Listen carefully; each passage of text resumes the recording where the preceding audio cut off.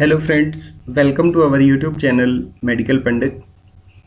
तो दोस्तों, जैसा कि आप जानते हैं कि हम डाइजेस्टिव सिस्टम की सीरीज़ में ड्यूडिनम तक का पार्ट पहले ही पढ़ चुके हैं। तो आज हम शुरुआत करने वाले हैं जेजुनम से। जेजुनम भी स्मॉल इंटेस्टाइन का ही पार्ट है, जो कि ड्यूडिनोजेजुनल फ्लेक्सर से शुरू होता है। ठीक है, जहाँ ड्यूडिनम का एंड है उसी पार्ट से। ठीक है, ये जो येलो कलर के बाद आप ब्लूइश पार्ट देख रहे हैं वो सारा पार्ट जेजुनम का है। ठीक है, तो ये ड्यूडिनोजेजुनल फ्लेक्सर से शुरू होकर के इलियम तक जाता है। ठीक है, इसकी जो लंबाई है वो 2.5 सेंटीमीटर होती है, जबकि टोटल स्मॉल इंटेस्टाइन जो है वो 6 मीटर लंबी होती है। ठीक है, ये जो है 2.5 मीटर लंबाई में है। ठीक है, और इलियम जो है, इलियम फाइनल सेक्शन रहता है स्मॉल इंटेस्टाइन का। ये 3 मीटर के लगभग लंबाई का होता है और इसमें भी विलाइज होती हैं, लेक्टील्स होती हैं, एंडोक्राइनल ग्लैंड्स रहती हैं। ठीक है, इंटेस्टाइनल ग्लैंड्स होती हैं सिक्रेशंस के लिए, और यहाँ पर प्लीका। ठीक है, एक जो अलग चीज़ है, हमें कुछ ट्रांसवर्स फोल्ड मिलते हैं। जैसे हम स्मॉल इंटेस्टाइन को कट करते हैं, डाइसेक्ट करते हैं, तो उसके अंदर से हमें ट्रांसवर्स सर्कुलर फोल्ड मिलते हैं, जिन्हें हम प्लीका कहते हैं। तो ये चीज़ें जो है वो स्मॉल इंटेस्टाइन को अलग करती हैं बाकी एलिमेंट्री कैनाल से। ठीक है, हम डिफरेंशिएट भी इसी बिहाफ पे कर पाते हैं उसका जो इंटरनल स्ट्रक्चर है।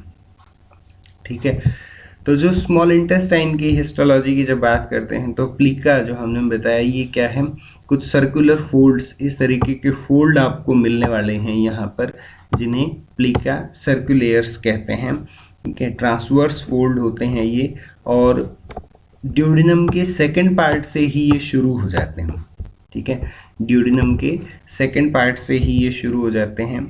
उसके बाद जब हम इंटेस्टाइनल विलाइज की बात करते हैं तो ये इतनी ज़्यादा होती हैं, इतनी नंबरस होती हैं कि हम उन्हें नेक्ड आई से भी इजीली देख सकते हैं। ठीक है, विलाई, बेसिकली जो विलाई नाम है वो बताता है किसी भी फिंगर लाइक प्रोजेक्शन के बारे में। ठीक है, वो कहीं भी हो सकती है, जहाँ भी विलाई नाम रहेगा उसका मतलब है फिंगर लाइक प्रोजेक्शन। तो इंटेस्टाइनल विलाइज हैं, इंटेस्टाइन के अंदर ये प्रोजेक्शंस हैं, और इनका जो काम रहता है वो क्या है, सरफेस एरिया को इंक्रीज करना। अब देखिए, सबसे ज़्यादा जो फूड का डाइजेशन है, ठीक है, डाइजेशन का जो प्रोसेस है वो ड्यूडिनम और स्टमक तक लगभग पूरा हो जाता है।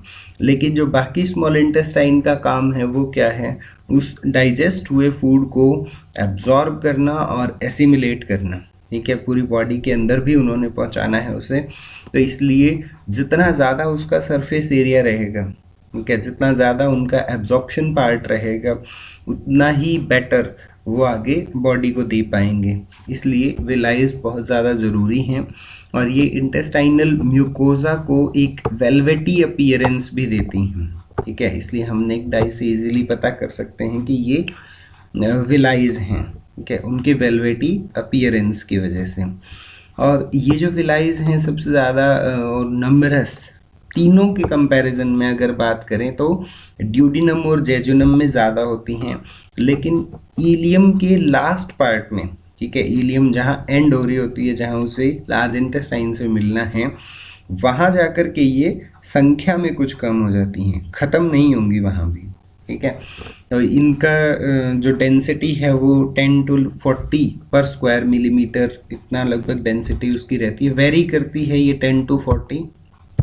ठीक है, अब इंटेस्टाइनल ग्लैंड्स की बात करें तो उन्हें हम कहते हैं क्रिप्ट्स ऑफ लिबर्कन, क्रिप्ट्स ऑफ लिबर्कन। ठीक है, ये क्या है, सिंपल ट्यूबुलर ग्लैंड्स होती हैं जो कि पूरी म्यूकस मेम्ब्रेन पर डिस्ट्रीब्यूटेड रहेंगी, जेजुनम और इलियम पर। ठीक है, और इनके आगे की ओर, ठीक है, इनके आगे की ओर स्मॉल सर्कुलर अपर्चर्स होते हैं, कुछ ओपनिंग्स होती हैं। ठीक है, और वो क्या करते हैं, डाइजेस्टिव एंजाइम्स और म्यूकस को सिक्रीट करते हैं। ग्लैंड्स का काम क्या है कि ये डाइजेस्टिव एंजाइम्स और म्यूकस को सिक्रीट करते हैं। अब हम ड्यूडेनम और जेजुनम के डिफरेंस की अगर बात करें तो जेजुनम जो है वो अपर पार्ट में होता है पेरिटोनियल कैविटी के, जबकि इलियम जो है वो लोअर पार्ट में होता है, पेल्विस की तरफ होता है। ठीक है, जेजुनम वाइड, ठीक है, इसकी चौड़ाई जो है ज़्यादा रहने वाली है, ज़्यादा थिक रहने वाला है, because the plicae circulares are larger in number. ये हम पहले भी देख चुके हैं कि जो प्लीका हैं वो जेजुनम के अंदर ज़्यादा मिलने वाले हैं, हमें ज़्यादा बड़े होने वाले हैं वहाँ पर। ठीक है, और ज़्यादा क्लोजली सेट हैं, इसलिए ये कैसा दिखेगा, थिन दिखेगा।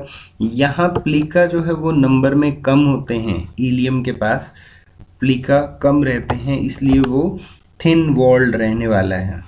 ठीक है, अच्छा, पेयर्स पैचेस की अगर बात करें तो पेयर्स पैचेस जो हैं वो जेजुनम के अंदर एब्सेंट होते हैं और इलियम के अंदर प्रेजेंट होते हैं। ठीक है, जेजुनम में थिक वॉल है, इसलिए फैटी मिजेंट्री नहीं मिलेगी। मिजेंट्री हमने देखी है, ये जो है मिजेंट्री का पार्ट है, ठीक है, जो कि होल्ड करके रखता है हमारे इंटेस्टाइन को। ठीक है, तो यहाँ फैट की प्रेजेंस कम मिलेगी। और ये हैं वासा रेक्टा, नीचे आप डायग्राम में देख सकते हैं, ये है वासा रेक्टा। वासा रेक्टा यहाँ ज़्यादा लंबे होने वाले हैं। ठीक है, फ्यू लार्ज लूप एरेकेड्स, आर्टीरियल एरेकेड्स जो हैं वो कम होंगे और बड़े लूप्स इनके मिलने वाले हैं। ठीक है, तो अभी मैं पहले आपको बताता हूँ कि आर्टीरियल एरेकेड्स क्या होते हैं। देखिए, ये जो है हमारे पास मेजर ब्लड सप्लाई है, मेजर आर्टरी है जो कि नीचे की तरफ इस आर्च की फॉर्म में है। ठीक है, ये आर्टरी है हमारे पास, उनसे हम कुछ नंबरस ब्रांचेस करते हैं। भाई इतनी बड़ी इंटेस्टाइन है तो उसके लिए ब्लड सप्लाई भी उसी तरीके से होनी चाहिए। देन जो ये नंबरस ब्रांचेस होते हैं इनके आपस में एनास्टोमोसिस होते हैं। ठीक है, इनके एनास्टोमोसिस रहेंगे। तो जब ये एनास्टोमोसिस होते हैं तो इन ओपनिंग्स को हम एरेकेड्स कहते हैं, विंडो लाइक स्ट्रक्चर होता है। ठीक है, तो ये एरेकेड्स आर्टीरियल एरेकेड्स हैं और फिर इनसे एक एक अलग अलग ब्रांच जो है वो काफ़ी सारी ब्रांचेस आगे की तरफ जाती हैं, जिन्हें हम कहते हैं वासा रेक्टा। ठीक है, तो सबसे पहले मेन आर्टरी है, मेन आर्टरी से आने वाली जो ब्रांचेस हैं वो आपस में मिलती हैं। एनास्टोमोस का मतलब होता है वो आपस में जुड़ती हैं और फिर उनसे एक एक ब्रांच जो है वो निकलने वाली है, जिसको हम वासा रेक्टा कहते हैं। तो यहाँ जो वासा रेक्टा हैं जेजुनम के पास वो ज़्यादा लंबे हैं।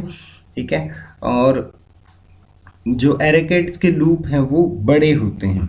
ठीक है, तो ये हम जब इलियम में देखते हैं, क्योंकि सरकमफेरेंस जो है वो कम है, थिन वॉल है, तो यहाँ मिजेंट्री कैसे रहने वाली है, फैटी मिजेंट्री रहने वाली है। मिजेंट्री के अंदर फैट काफ़ी एम्बेडेड होगा। जब आप डिसेक्शन करेंगे तब आप इस चीज़ को बहुत ऑब्जर्व करते हैं।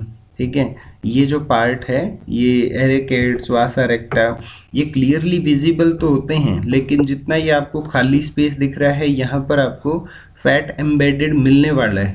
ये जेजुनम में भी मिलेगा और इलियम में भी मिलेगा, लेकिन यहाँ फैट की मात्रा कम है और यहाँ फैट की मात्रा ज़्यादा रहने वाली है। ठीक है, इसलिए इसके जो वासा रेक्टा हैं कैसे होते हैं, शॉर्टर वासा रेक्टा रहेंगे।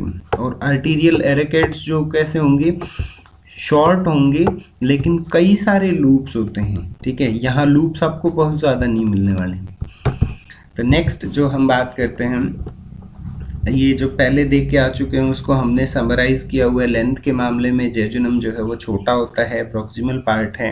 ठीक है, 2.5 मीटर के लगभग होता है, जबकि इलियम जो है वो 3 मीटर के लगभग लंबाई में था, तो ये ज़्यादा लंबा है। इसका जो डायमीटर है वो वाइड होता है, थिक वॉल्ड होती है। ठीक है, डार्क रेड अपीयरेंस में होता है, हाई एंड लेस एरेकेड्स इसके अंदर होते हैं, मिजेंट्रिक फैट कम रहता है। ये सब जो भी चीज़ें अभी हमने पढ़ी उसी तरीके से इसके जस्ट ऑपोजिट यहाँ भी रहने वाले हैं। नेक्स्ट जो ब्लड सप्लाई की हम बात करते हैं तो superior mesenteric artery, superior mesenteric artery, ये यहाँ पर मिजेंट्रिक आर्टरी को आप देख लीजिए। और इस मेसेंट्रिक आर्टरी की कितनी ब्रांचेज हैं? 4 ब्रांचेज हैं, ठीक है। सबसे पहले तो जो लास्ट वीडियो में भी हमने पढ़ा, inferior pancreatico duodenal artery, inferior pancreatico duodenal artery, जो कि पेनक्रियाज के आधे हिस्से, सॉरी ड्यूडिनम और पेनक्रियाज के आधे हिस्से को सप्लाई करेगी। उसके बाद है middle colic artery, middle colic artery, then right colic artery, right colic artery, and then ileocolic artery, ileocolic artery, ठीक है। उसके बाद जो है नंबरस शॉर्ट ब्रांचेस हैं जेजुनम के लिए, ठीक है, जेजुनल आर्टरी या शॉर्ट इंटेस्टाइनल आर्टरीज, ठीक है। तो ये जो सुपीरियर मेसेंट्रिक आर्टरी है उसी से जो मैक्सिमम पार्ट्स की सप्लाई रहती है, ठीक है, जो कि जेजुनल आर्टरी हैं पूरे के पूरे जेजुनम को सप्लाई करेंगी। और जो लास्ट है इलियोकोलिक आर्टरी, उससे इलियम के पार्ट की भी सप्लाई होने वाली है, ठीक है। और वेन्स जो हैं वो सुपीरियर मेसेंट्रिक वेन यहाँ पर होंगी, और लिम्फेटिक ड्रेनेज जो है वो सुपीरियर मेसेंट्रिक नोड्स के द्वारा होगा। और इसमें जो नर्व सप्लाई है वो वेगस नर्व प्रीडोमिनेंटली अपना रोल प्ले करेगी। तो अभी के लिए इस वीडियो में सिर्फ इतना ही। नेक्स्ट वीडियो में हम लार्ज इंटेस्टाइन के बारे में जानेंगे। Thank you so much and keep watching.